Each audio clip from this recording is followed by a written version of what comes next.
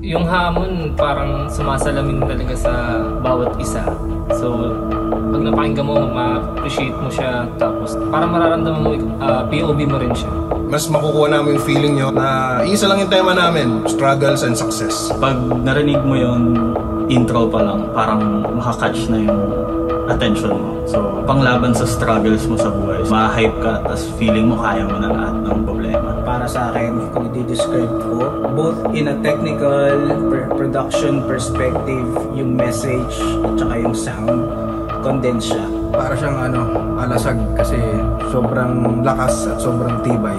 Maririnig mo yung tibay ng tunog tsaka bigat